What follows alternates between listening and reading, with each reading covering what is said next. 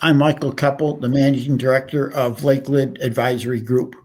I have the pleasure of presenting with this podcast with a very good friend, Jan, who's the Vice Chair of the New York State Society of CPAs on Business Valuations and Litigation Support. I've had the pleasure of working with Jan on a whole host of projects over the last few years, and I think you'll find this podcast extremely helpful with regards to valuing distressed and bankrupt entities. Jan, if you could please take a second and introduce yourself. Thank you, Michael. It's a pleasure to take part in this exciting series. I am a principal of boutique valuation practice, Regulus Analytica. I also have the pleasure of working with Michael side by side in my capacity as the vice chair with the New York State Society of CPAs Business Valuation and Litigation Support Committee. And the series that we are about to embark on is the culmination of almost 2 years of working with Michael side by side. And I'm really excited to finally roll this out. Excellent. Thank you, Jan. Let's just start off right from the very basic question that everybody has in bankruptcies when they have to do a business valuation. I find that there's several challenges in the bankruptcy when you have to do a business valuation or assess a distressed entity. And that is the simple fact that the core of accounting is based on a going concern. When you no longer have the presumption of a going concern, you can throw out a lot of the rules out the window. How do you accomplish or mitigate the exposure of a non-going concern from your perspective, Jan? Right. So obviously, we are talking about the premise of value, and in this specific scenario, it's going concern versus litigation. Now, going concern, as we all know, implies that the company will continue to operate in the future. However, when we are speaking about the bankruptcy, then the only premise of value that we can really operate under is either orderly liquidation or forced liquidation. Now, the difference here is very specific, is that the orderly liquidation assumes that the assets of the bankrupt company are sold in a transition on a piecemeal basis with the normal exposure to the secondary market, the normal timelines, the normal considerations of fair value, and therefore costs associated with the disassembling, transporting, or breaking apart the company are fairly known and can impact the value estimate. Now, on the flip side, the forced liquidation assumes that the asset of the company is sold in a one lump sum transaction as quickly as possible, rather than as a result of a normal exposure to the normal marketplace conditions. So when looking at the valuation of a bankrupt company, we have to really keep these two differences together because they will ultimately have a significant impact on the value. Is the company being sold under the orderly, or is it being sold under the forced liquidation aspect? And I think that is a very important first consideration. It's important also to note that the work in bankruptcies has increased significantly in 2025 versus the previous years. And in my opinion, right after the pandemic and during the pandemic, there weren't that many bankruptcies, relatively speaking, because there's so much funny money out there chasing them and propping up these companies. And even the financial institutes gave them a longer runway to make a payment. Are there any indicators that you feel or reasons why we're going to continue to see the bankruptcies increase or decrease in the near future? Right. Well, it's interesting that you should bring up the pandemic years. Now, I myself have not seen any statistics, but I would imagine that the reason why we saw fewer bankruptcies is that simply courts were closed, right? There were no proceedings for an extended period of time. So that might be an unusual, in the parlance of the FASB, an unusual and a one-time occurrence. As we probably look at the numbers and the trends, especially looking forward, what these trends predict, or what they can augur, is that we are in a very transitional time.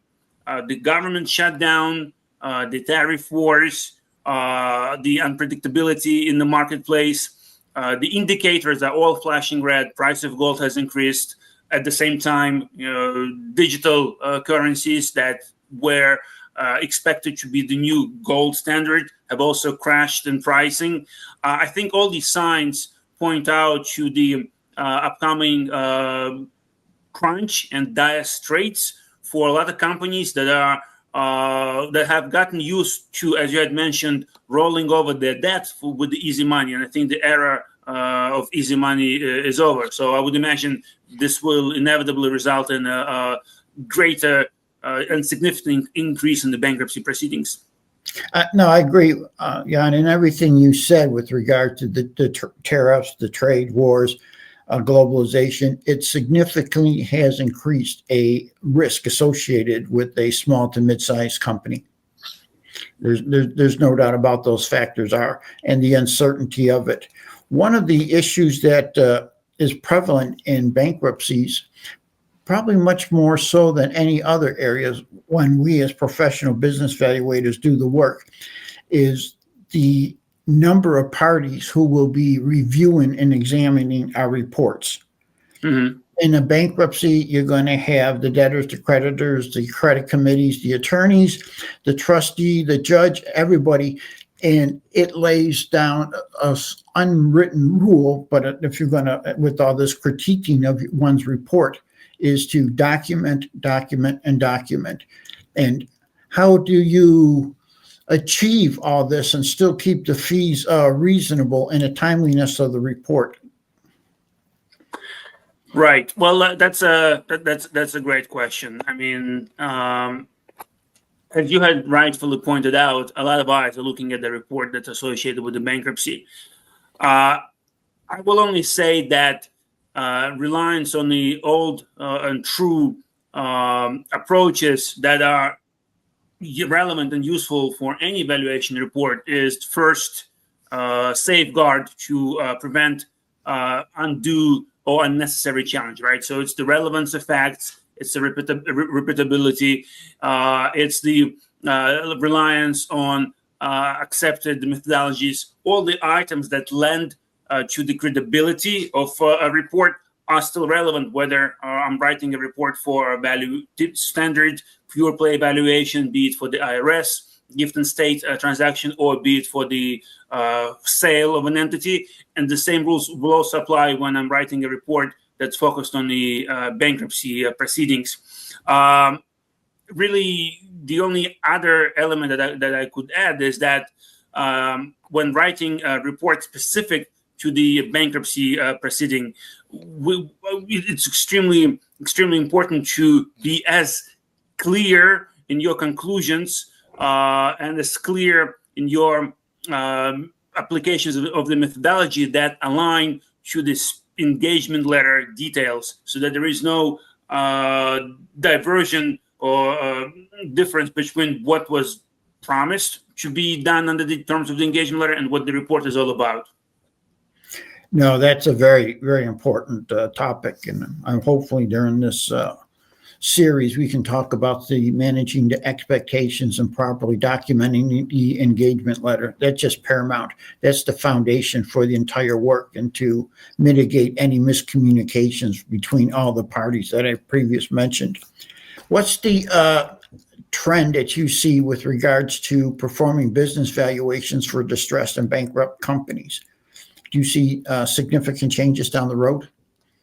Well, as we've covered, given the economic uncertainty and the expected crunch and the end of the era of easy money, I definitely would see. I definitely would forecast that a number of bankruptcy filings will increase. Now, whether or not they will be Chapter 11 or Chapter 7, I mean, obviously, that's not something that can be easily discerned. But I would only say that if we look at the need for valuation in the context of a financial distress and bankruptcy, right, there are four cardinal areas of focus. It's assessing the value of debtors' interest and collateral. It's the apportioning between secured and unsecured debt. It's the assessing and quantifying unliquidated or contingent or disputed claims, and it's action in relation to the avoidance of the recovery. So, given all of these typical issues that we face when dealing with the valuation in the context of bankruptcy, I think it's more likely than not that these issues will continue to be the norm. Okay. From a business perspective, as professional evaluators on this, one of the most important differences when we're dealing with distressed or bankrupt entities is to make sure that your payments and everything are protected. Because when the company's in bankruptcy, you have to receive the permission that ensure you're going to get paid. Otherwise, you're doing this work pro bono, and you need to make sure that is properly documented and approved by the courts. And it behooves the professional business evaluator to have an attorney help them go through that process. An independent attorney, not the debtors, not the creditors, or somebody else, because it can get very challenging. Right. Now, I know, Michael, you and myself have dealt with this issue. The extended timelines, the wheels of justice, as it were, move slowly. What are your expectations? Would you expect that the timeline duration between the proceedings and the final resolution that will continue to be lengthening? What are you seeing in the marketplace? They are lengthening. I'm seeing out there with regards to bankruptcies, the average time between the initial filing and the closure is taking longer. There are many parties involved in this. The challenges of getting the financing, DIP financing, to help them get out. You don't see as many companies going into bankruptcy that have financing on the side ready to rescue them. And also the most important thing for business professionals as ourselves, Jan, I read an interesting article put out by the Department of Justice. The FBI claims that 15% of the bankruptcies are fraudulent financial statements. 15%. Another 15% is, quote, misleading, not fraud necessarily, but the financial statements are not representative of the company. And more often than not, I am seeing that a need for the business evaluator to work with a financial forensics and don't assume that whatever on the balance sheet or the cash flow statement is accurate. Take it more with a grain of salt when you're dealing with a distressed or bankrupt company than you do normally. There's a reason these companies are failing, and a lot of it has to do with very poor financial controls and financial structures, and you see that often. So having the background that you and I coincidentally have, Jan, with regard to financial forensic is it's a prerequisite to a successful business valuation for bankruptcies and distressed companies. Right. It seems that the intersect between forensic and valuation work for bankruptcy in bankruptcy proceedings, the line is blurred more often than not. Very often, what we would envision as the valuation engagement ends up being more of a forensic nature, especially where tracing of the collateral is concerned. Yeah, and also when we've been dealing with bankruptcies as well as financial forensics associated with bankruptcies, let's put it all under litigation support, if you will. One of the challenges, much more so in dealing with the distressed entities and bankruptcies, is obtaining all the data you need, especially if you're working for the creditor side, trying to get some information. Now, the trustee and judge will work with you, assuming your requests are reasonable. But again, that adds to the timing of it. It's not like a normal business valuation, Jan, where you and I would just call up the CFO or the owner and have them send all the schedules. No, we have to request everything in writing. It goes through a trustee, it goes through the judge, it goes back to the debtor's attorneys, it goes back and forth. So to address some of the simplest questions can be very time consuming and a little bit frustrating, because you lose the momentum when you're dealing with the project. You got to put it aside for a week or two before someone can answer your question. And as you know from your experience, you get all the information you requested, and you're reading it and say, oh, this also triggers something else I need. And it goes on. And getting that information, I think, is one of the cause of the time it takes for a business valuation in a bankruptcy proceeding. Sure. And especially it all adds up to costs. Now, with the government shutdown that we are dealing with, which has no end in sight, the process for anything that was in flight or close to resolution, the timelines just get extended accordingly. And the other issue that I would tell our brethren, the business valuators, is to take a look at is to be candid with the clients and the attorney and keep everybody apprised. And you try to make sure that the parties have the right team in place. By that, I mean someone who has done business valuations for bankruptcies several times, because there are so many nuances in this, and we'll talk about that in a future. But also make sure that the attorneys are fully aware of it. We're dealing with the bankruptcy case now, and his best friend's an attorney. He's a brilliant tax attorney, but he's never gone through the bankruptcy courts and fully understands all the processes. And it's a tough way for him to learn and our client to learn. It's costing him money, time, and it gets everybody else a little bit frustrated. Sure. But I guess such is the nature of the game.